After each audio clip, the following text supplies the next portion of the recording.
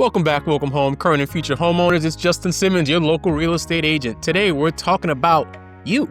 Are you thinking about adding a basement apartment, converting a garage, maybe looking to add an in-law suite? Well, then you're thinking about adding an accessory dwelling unit or ADU. And we need to talk about the City of Yes law and the process you can now use that's been unveiled through New York City Department of Buildings to apply for and get approved your very own new ADU. All right, now in this video, we're gonna break down what you need to know, who you need to have on your team, how to start the process, and we'll add on some tips and tricks, including financing considerations, because that's a big part of this. Now, first things first, what is an ADU? An ADU is a separate, self-contained living unit that occupies the same property as your main home. In order to be legal and rentable, it needs to meet New York City building and zoning codes.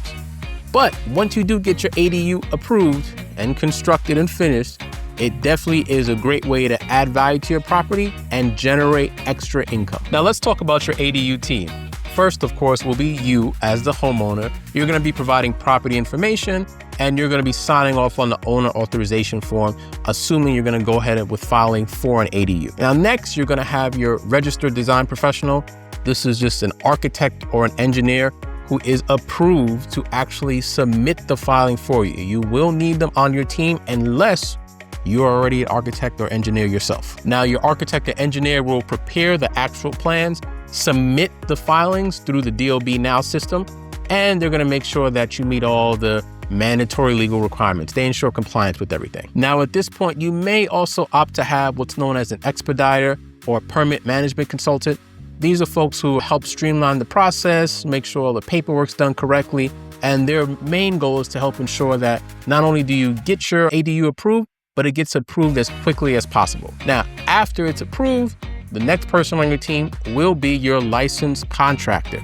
They're gonna pull the permits and they're gonna do the actual work that was designed by your architect or engineer and build that ADU for you. Whether you're converting a basement, adding a unit in the backyard, converting a garage, they're gonna build that out for you. Now, a couple of tips and tricks. First, whoever you hire, architect or engineer, make sure they're familiar with ADUs in New York City.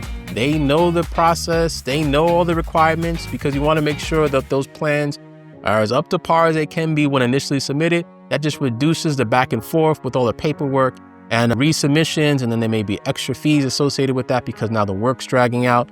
You don't want any of that involved. So look for experts that are vetted, that know the process and can assist you and are great with communication, because they likely will not only need to communicate with you, but perhaps also with your contractor and maybe even your permit expediter if you hire one as well, right? Same thing goes with your contractor. You want someone who's licensed, a licensed general contractor, can't stress this enough, so they can get the permits pulled and do the work up to par. Second thing, financing. So now, if we don't have the cash, which no, I don't, to do an ADU out of pocket, perfectly fine. Maybe you want to look into HELOCs. Maybe you want to look into renovation loans, right? Maybe you want to look into other forms of financing that may be available to you. Check those out early in the process to make sure that you have the funds available for the entirety of the project. Budget in for delays or material costs rising or labor costs changing. You want to factor and give yourself a cushion, 10, 15, 20% if you can of cushion, just in case things change throughout the project. This is oftentimes a big project that we're talking about here. Even if initially it seems very, very small, very simple, it can quickly become very complicated. All right. And third, keep everyone on the same page and also stay informed yourself.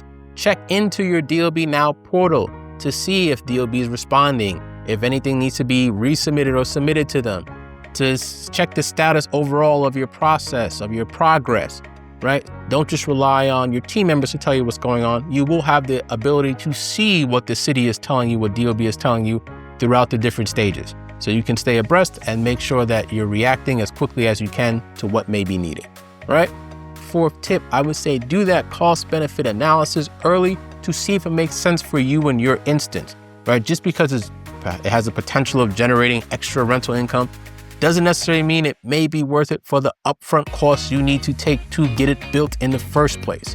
So definitely factor that in. Now, if you're looking for more tips, including just a quick overview checklist of what you as a homeowner will need to do throughout the process to get an ADU, feel free to download the guide that I have down below, your homeowner resource guide, that gives you a little bit of step-by-step, gives you information from the New York City side, including a very detailed overview that you can find on the city website of the submission process when you want to get those plans approved in the first place.